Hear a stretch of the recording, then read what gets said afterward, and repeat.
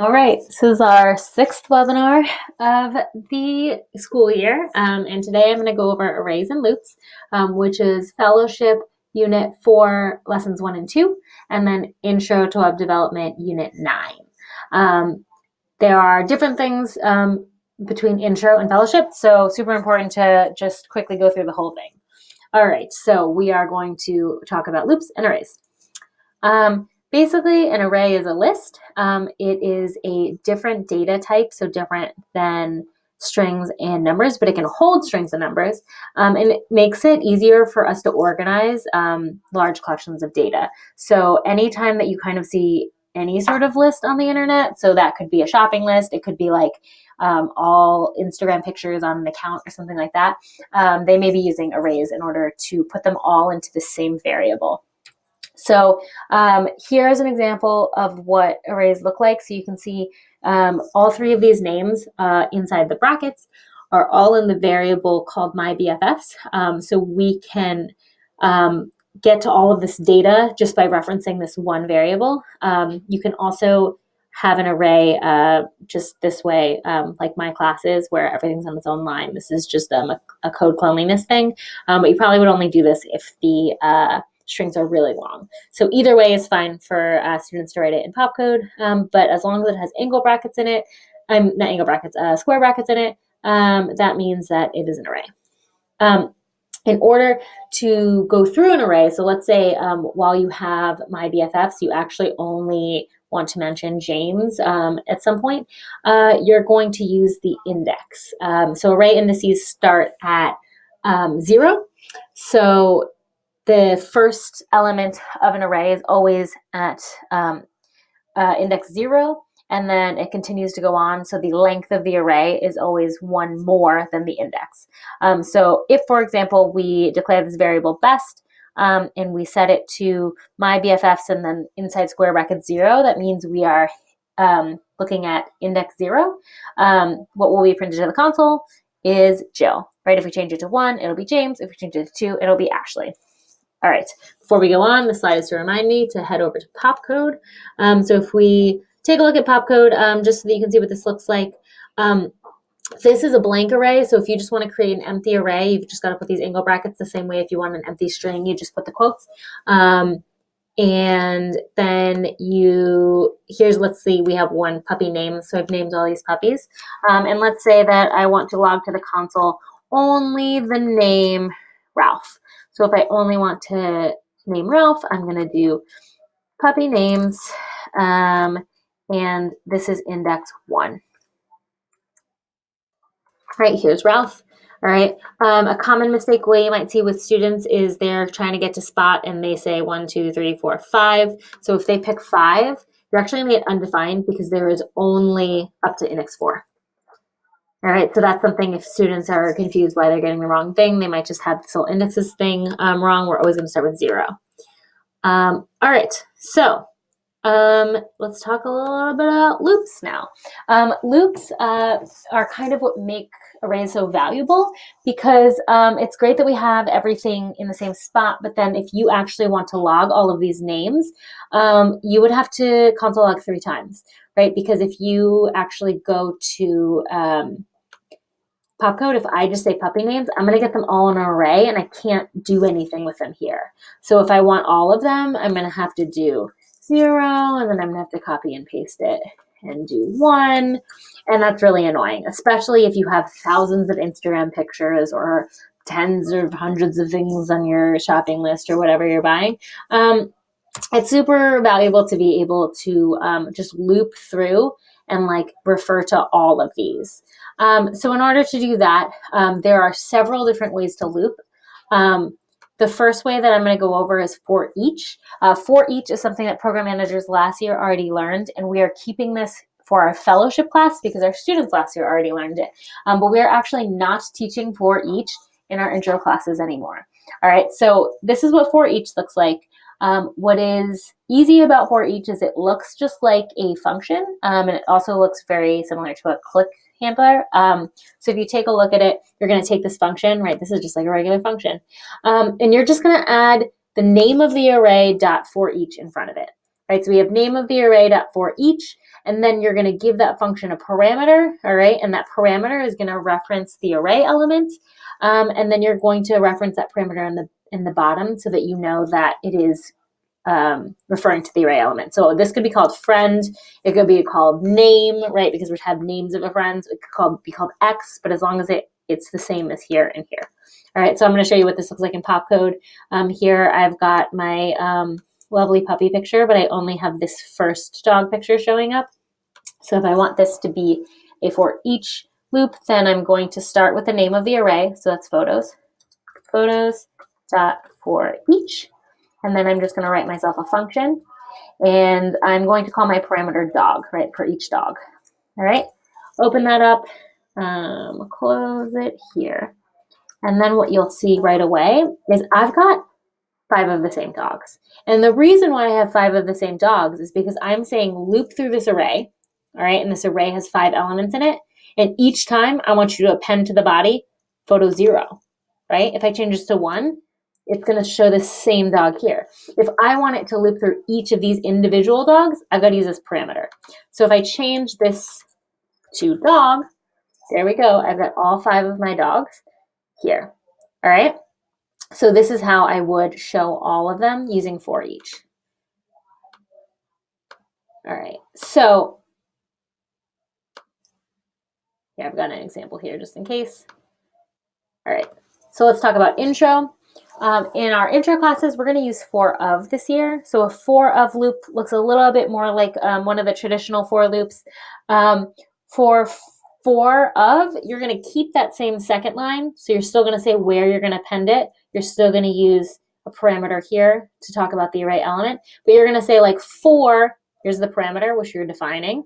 For let picture of, and then the name of the array. So you're basically saying for this of this. That's it. So if I want to take my for each here, let's say I want to change this to my for of. Okay. For, and I need to define dog. For let dog of photos. That's it. Got the same thing here. Right?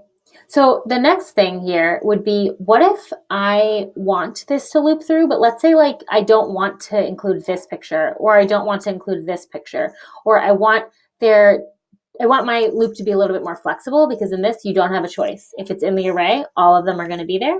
All right. I'm going to show you for loops.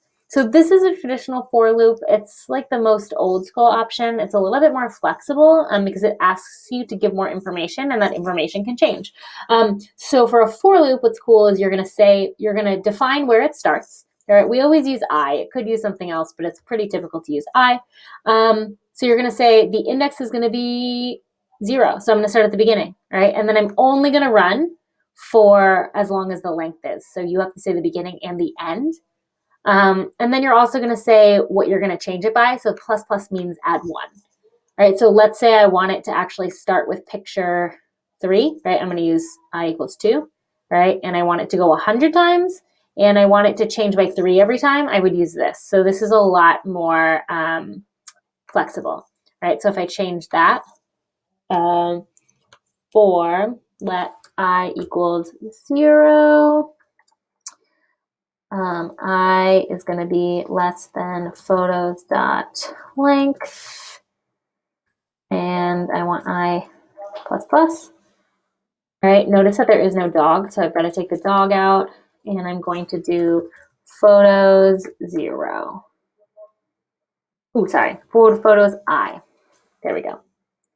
All right, so let's say I want to get rid of this dog, right? I'm just going to say let I equals 1. There we go. All right. And then the other thing that we said we could do is we could say how many times we want it to loop. If I want this to loop 100 times, though, it doesn't have 100 pictures, right? So it's important that we know, and that's why we often use the dot length, which we are going to talk about later. All right. So let's say I want to loop it 2 times. Oh, this is when I is less than 2. Yeah. So I've got to change this back to 0. All right. So anyway, this one is more flexible, but also there's more ways that you've got to like make sure everything lines up the right way. So we used to teach this at the very beginning of script ed, but we no longer teach this version. This is something that students may learn in other classes though, or may want to learn eventually.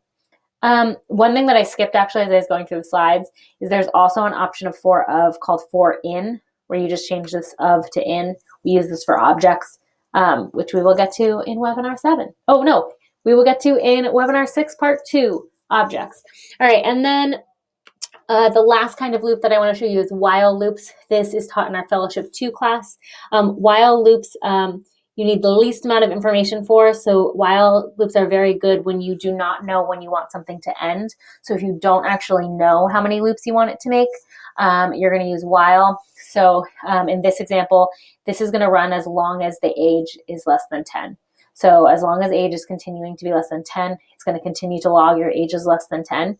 If you forget this line here, then it's going to log your age is less than 10 for infinity, because age equals 5 forever. This is probably going to crash your computer. I think Popcode has a workaround, but I've done this in Replit where I've had to shut down Chrome and start over again. Otherwise, it's just going to log each time until it gets to it. So you need to have something that happens when it's done as well. All right. So while loops is for Fellowship 2. They'll be using that as well. All right. Last thing that I want to go over is some more array methods. So we've used some methods before.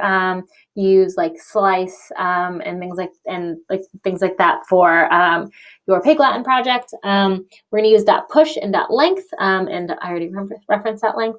I actually want to go through some of the slides this is in Unit 4, Lesson 2 for Fellowship, because this is actually taught in a different way.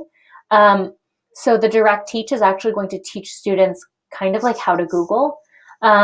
So when they're which we kind of did in Unit 1. So when they Google, a reminder to always include the name of the language, and we Google array methods. The first thing we're going to show them is .length. All right, so in order to teach .length instead of having slides, I actually want your volunteer just to go to this W3 Schools link, because this is a really common website that developers use to learn something new. And what is cool about W3 Schools is it's got this try it yourself. So a lot of students will get confused because they'll see the example, they'll just copy the example over, and then it won't work. And it's because their variable is not called str. Our kids do not name the variable str. Their name is their variable is called like name or something. So if you want to look at it, I do want your volunteer to go in to this editor. You can take a look at it, and it says click the button to return the number of characters in the string hello world. So we're going to try it, and there's 12. All right, and then we can ask students like, where did this come from? And we can see like, well, we've got this string, and then we've got this length here. So it's saying .length, and it's counting, right? And then we might want to practice it with an array, which if you don't like this editor, or your volunteer doesn't like this editor, you can just head back to Popcode. And you could be like, all right, well, we've got this photos. Let's figure out how many elements are in photos. So I'm just going to go to photos.length, and we've got 5, right? So we've got 5 elements in photos. If we delete one of them, we've now got 4. All right.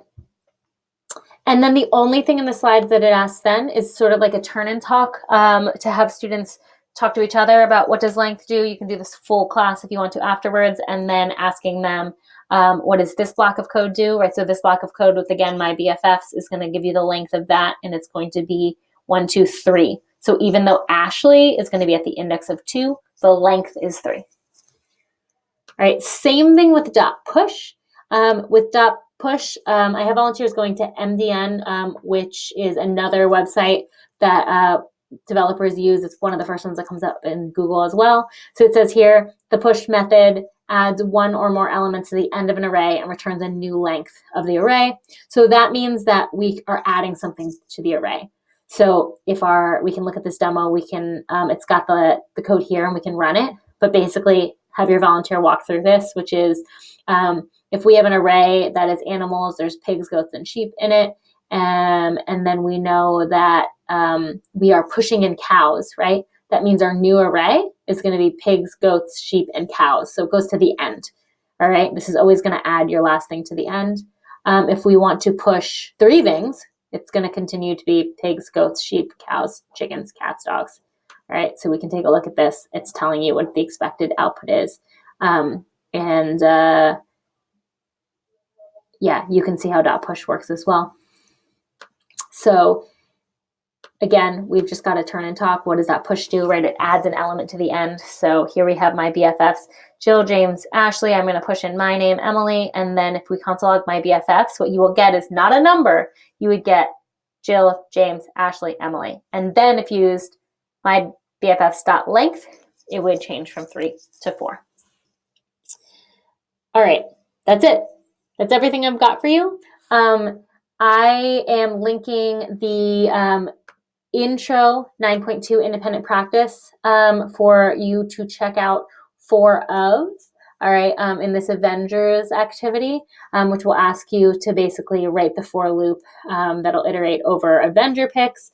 And then I am also asking you to complete this replit, which will really help students with the playlist project.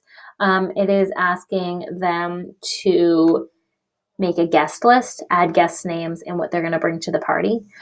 If they can do this example, they will be able to do their playlist project easily. All right, so I think this is a really important one to follow the README and to have your volunteers do with students or have students, give students time to do it and then go over it.